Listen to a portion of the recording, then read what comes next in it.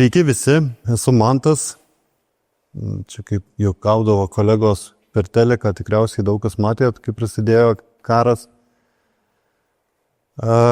Mane teko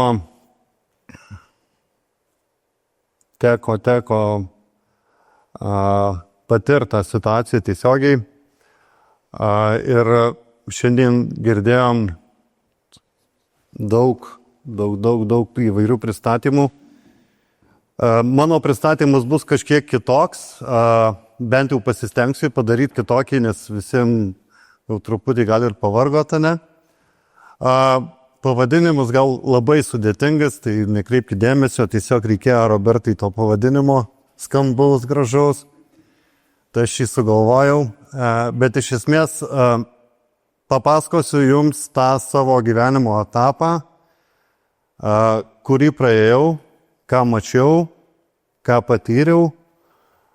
Tikrai nebus čia jokios teorijos nieko, bet realiai patirti ir išgyventi tam tikri dalykai.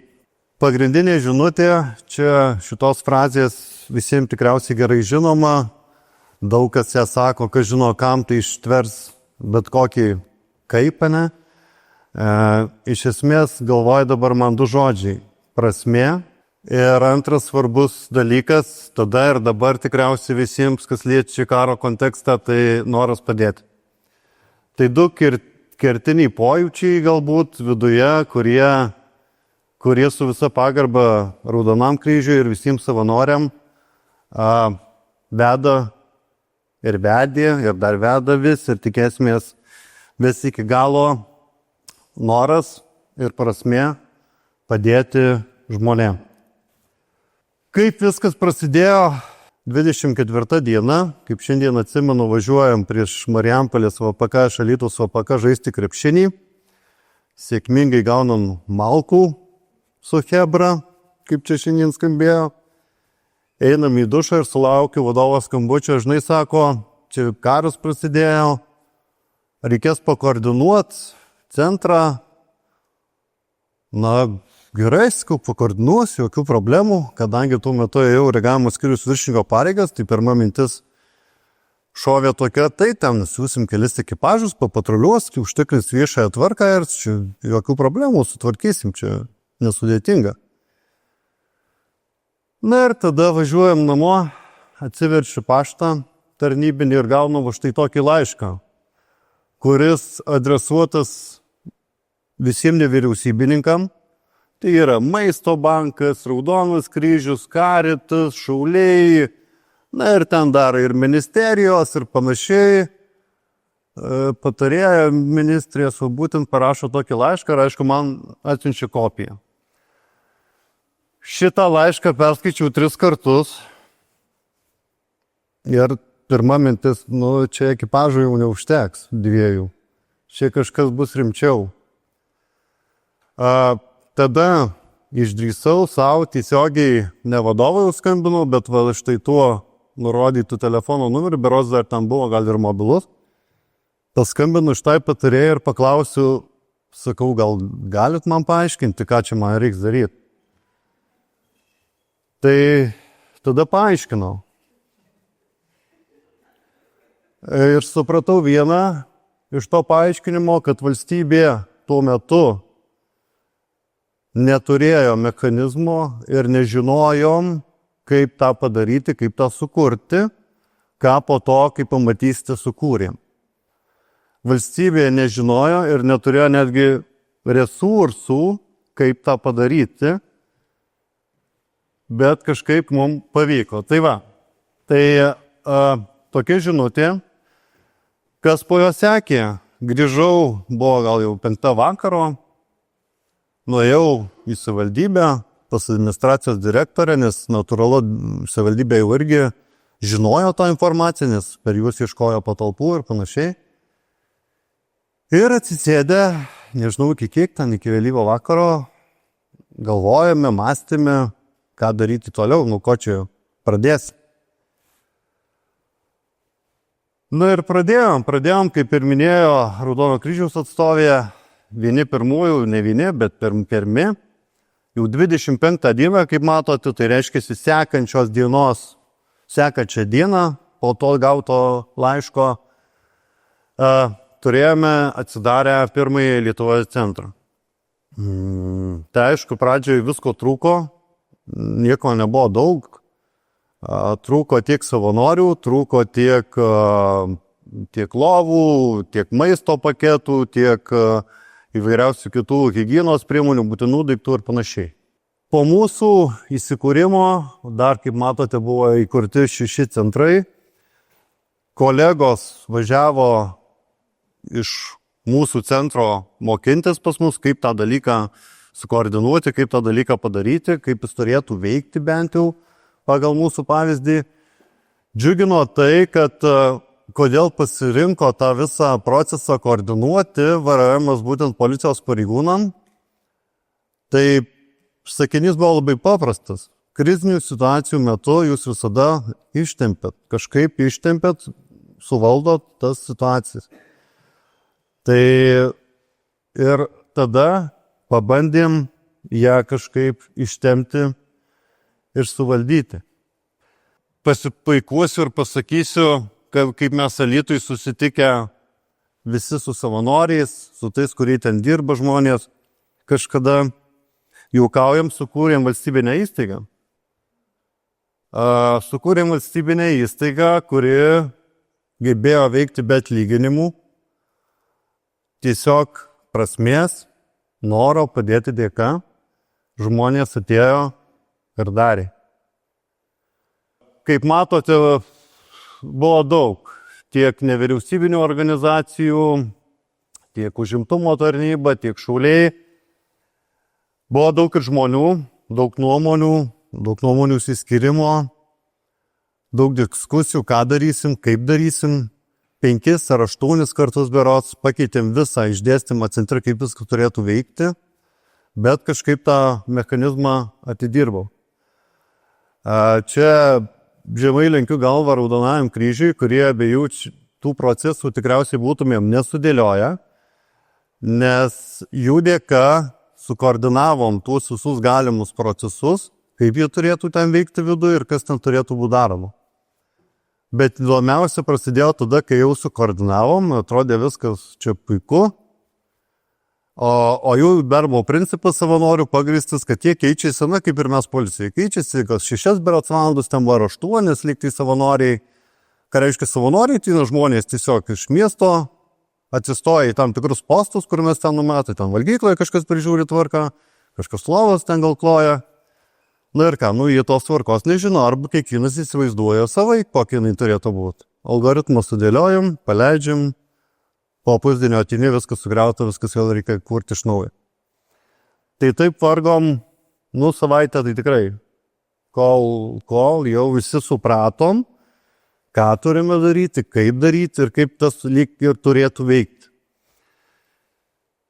Čia dar noriu pasakyti vieną dalyką, kad kaip ir kiekvienoje tikriausiai organizacijoje, kaip kiekvienoje komandoje, kaip kiekviename institucijoje galbūt ar padalinį, buvo visko.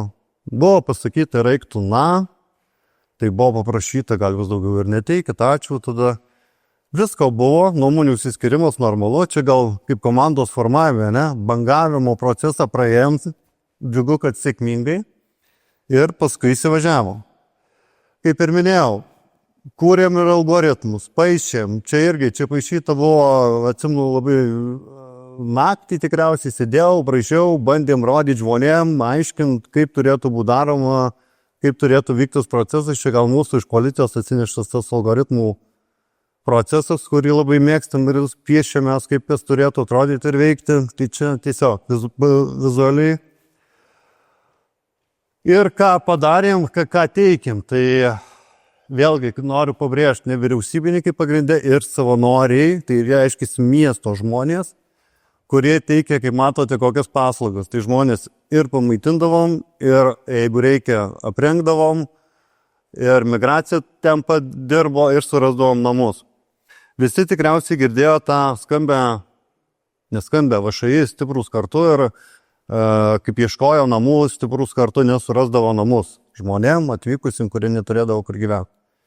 Kaip įsivaizduot, kokia tai buvo sistema, kurioje buvo visi duomenys? Kas nors turite įsivaizdavimą, kaip jinai atrodė? Taip. Pradžioje tai buvo paprasta Excelio lentelė, kurią kažkas tai suvedė kažkokius tai duomenis ir ieškodavai tiesiog iš Excelio. Po to jau ten gal, nežinau, po 2 savaičių ar 3 atsirado tam tikra sukurta ant Palantyro beros bazės sistema, kurios pagalba galėjai ieškoti duomenų. Čia svarbu paminėti, kad turėjau vieną didžiausią tikriausiai iššūkį tuo metu su šita sistema, su ta Excelinė lentelė, kad daugėjo žmonių, bet jie neišvažiuodavo, nes nieko nerasdavo. Ir tada gimė mintis įsidarbinti mums pasidaryti tam tikras savo darbo vietos, kur nuolat žmonės ten dirbtų, sėdėtų ir konkrečiai tik ant to. Ir taip paleidom tą procesą, paskui užsisuko duomenų, jau tam tikras susikūrė bazė, gavom ir paramos, čia kompiuteriai, ką matot, viską gavom paramos už dyką, nereikėjo nei pinigų nieko. Visi buvo linkę padėti ir turėjom tus priemonės. Linkę padėti, čia irgi tokiose situacijose, ką išmokau labai gerai, ta kryžius, tai tikiu, kad čia moka kaip, nežinau, kaip 2x2, ta pagalba kartais būna perteklinė ir nereikalinga. Tai tą labai išmokau, aš asmeniškai. Na, pavyzdys, visi labai nori maitinti pabėgėlius, vežti maistą, nežinau, kalnais. Bet čia tie Raudonas kryžius sako, ne, palauk. Ligos, visokie kiti dalykai. Apsiribojom, barščius virdavo viena įmonė, kiekvieną dieną, barščių didžiausias puodas ten su duonos reikiam. Kad, nebūtų ligų, kažkokių tai nesusipratimų. Lygiai tas pats su pagalba vaikam. Žaislai, tai ten aš nežinau, galėjom gal 5 autobusus tų žaislų ar ko privežti, bet turėjom stabdyti, nes stop, nereikia. Ir visokiausių kitokiausių iniciatyvų buvo, bet čia irgi tą dalyką išmokom. Kitas svarbus akcentas, gal ne visiems žinomas, bet vyko ar taip vadinamas pabėgėlių tranzitas per Lietuvos Respubliką. Tai būtent tų žmonės, kurie norėdavo vykti toliau į Latviją, Estiją, tai per mus organizuodavom tą vadinamą tranzitą, jis stodavo nakvoti. Ir taipogi Suomiai beros bus kitoj skaidriai, Suomiai vykdė operaciją Viltis, kur irgi važiuodavo per Alytaus centrą autobusai, stodavo nakvoti pas mus. Tie žmonės, kurie toliau pernaukojo, važiuodavo toliau. Drįsiu pasakyti, kaip Ramūnas ir sakė, nepabijosiu viešai pasakyti, valstybė vėlgi buvo tam nepasiruošus visiškai. Kalbėjau, atsimenu, su tam tikrais ministerijos gan aukštais pareigūnais, sakau, žiūrėkit, yra žmonių grupė gal 50, kurie nori važiuoti, nežinau, ten į Latviją, į Taliną. Organizavo, nieko nesuorganizavo. Pradėjom patys su savanoriais, suradom centrus tuose valstybėse, suradom, kas gali nuvežti, per stiprus kartu ir nuvežėm. Pavyko. Tai vėlgi, prasmė, noras kažką padaryti ir padėti. Vietų skaičius, čia matot skaičiukus, nesikartosiu, bet tik vieną noriu paminėti akcentą. Nesu to jausmo niekada patyręs, kada tu esi tam centre vadinamam, ten įsivaizduokit gyvena 300 žmonių, gyveno tuo metu, dienos metu. Ir atrodo visas pastatas kaip bičių vilys, dūzgi. Tas fonas toksai, nes žmonės gyvenimą verda. Ir kai tie žmonės buvo momentas, išvažiavo ir tokia ramybė. Ir nesupranti, kur viskas dingo, šurmulys ir panašiai. Tai tie tokie, sakau, įdomus pojūčiai. Čia 2 nuotraukos, kurios man asmeniškai daug sukelia prisiminimų, emocijų ir gal pavyzdys to, ką šiandien pasakoju. Matom, kaip atrodė scena, kultūros centro pagrindinė didžiosios salės, kurioje buvo ir maisto atsargos paletėm, ir nežinau, vanduo, maisto daviniai, Raudono kryžiaus, higienos paketai. rūpinomės ir gyvūnais, narvai ir panašiai. Buvo visko daug. Kita nuotrauka tai savanoriai, psichologai, buvo tikrai specialistai, psichologai.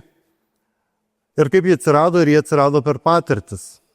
Pradžioje mes negalvojom, kad mums reikia kažkokių tai psichologų tam centre, tiesiog apie tai nepamastė. Bet susimastėm po to, kai atvažiavo šeima su 3 berods vaikais ir tik jie į centrą sužinojo, kad tėvas žuvo kare. Ir tada supratom, nepasakosiu, kas ten buvo, mes tada visi supratom, kas ten buvom, kad, mums reikia psichologo. Nes tiek atvykstantiem žmonėm, tiek tiem patiem savanoriam, tiek patiem dirbantiem žmonėm tam centre. Tai gyvas pavyzdys, daug ką tikriausiai pasakanti nuotrauka, kaip dirbo ir dirba psichologas ir kokią teikia pagalbą. Kitas svarbus dalykas gal susibūrimui tos komandos, vienybės, tradicijų puoselėjimas. Minėjom šventės, kovo 8, Velykos, bandėm atliepti Ukrainos žmonių tikėjimo irgi šventės, padėjom susirasti stačiatikių organizuojamas pamaldos, kurios vyksta, kaip vyksta, netgi su nuvežimu, man atrodo, jei gerai paminu, buvo irgi tam sureguliuota. O dešinėje nuotraukoje pabandėm įgyvendinti ir vaikų svajonės. Čia situacija buvo labai žemiška ir paprasta. Berniuko gimtadienis, vaiko noras riedlenti. Mama pinigų neturi. Suradom, padovanojom. Ir kitas dalykas, į kurį dar noriu akcentą uždėti, čia gal apie visus kolegas, apie mūsų visų statutinių gal tų darbuotojų darbą, ypač tie, kurie dirba gatvėje, matom tuos vaizdus, susidurėm su tom įvairiom situacijom nekasdienėm, ką ir minėjo gerbiama leitenantė apie tam tikrus atsijungimus ir panašiai. Tai kiekvienas iš mūsų esam žmogus. Ir tų savybių, čia gaila spalvos tai nesimato, čia turim įvairiausių, tik vidinių, tik čia išorinių. Čia ne pats sugalvojau, iš tikrųjų čia paimta, bet norėjau parodyti, kad visi esam žmonės. Ir buvo sunku. Buvo sunku ne tik savanoriui, buvo sunku ir man, kaip koordinatoriui to centro. Buvo dienų, pareidavau ir verkdavau, nes psichologiškai buvo žiauriai sunku. Su Aušra gal kalbėję buvom kažkada, nežinau. Bet tų dalykų buvo. Ir kaip su tuo tvarkėmės. Tai va, kaip tvarkėmės, tai va taip. Čia iš centro irgi nuotrauka. Raudonos nosys, tikriausiai psichologam, tai čia manau, kad visiems žinomos. Kitim, kas nežinot, gal matę esate, kad šitos merginos eina ir į ligoninės, pas vaikučius, linksmina juos, teikia emocinę pagalbą, kad būtent nukreipt mintis nuo kasdienybės, tos blogosios galbūt. Tai jos aktyviai irgi pas centre veikia, aišku, ir man teko sudalyvauti tam procese. Turėjome ir ukrainiečių, kurios pačios įsidarbino, dirbo. Pas mus Vladimiras, matau, linksi, žino puikiai. Tarp kitko, jos dirbo, kas nežinote, tai policijoje. Buvo įdarbintos 2 ukrainietės, kaip pagalbiniai darbininkai. Ir jos darė žygdarbius. Kodėl sakau, kad darė žygdarbius? Todėl, kad, Ukrainos žmonių mentalitetas truputį kitoks. Jie atvažiavę, bijo ir to policijos pareigūno, baimė, nežinomybė, kas čia bus, kaip čia bus, ką čia mes gausim, kur čia mes atvykom. Tai jos suteikdavo jiem tą pirminį supratimą ir dalinę ramybę, kad ramiai, čia viskas bus gerai, jums žmonės nori padėti. Tai jos tikrai atliko tą milžinišką darbą ir čia jau mintys, jom leidus atsiklausiau, ar galiu parodyti viešai, tai sutiko viskas ok. Mintys netaisytos. Kita ukrainietė sėkmingai gyveno šiuo metu Lietuvoje, išmokusi jau netgi ir lietuvių kalbą, tarp kitko čia pati rašys, nežinau, gal su vertė, bet tikiu, kad pati lietuviškai yra parašius. Taip, kad, kaip matom, paryškinau tuos pagrindinius akcentus, kur sudėliojo, kur ir kaip mes buvom stiprus. Čia teksto daug, vėlgi Maisto banko savanoris, kuris tapo paskui, žinau, dabar jau netgi lyderių Maisto banko, kaip ten vadinu, lyderių, koordinatorium galbūt, kaip nežinau, aš ten jų tikrų tų dalykų.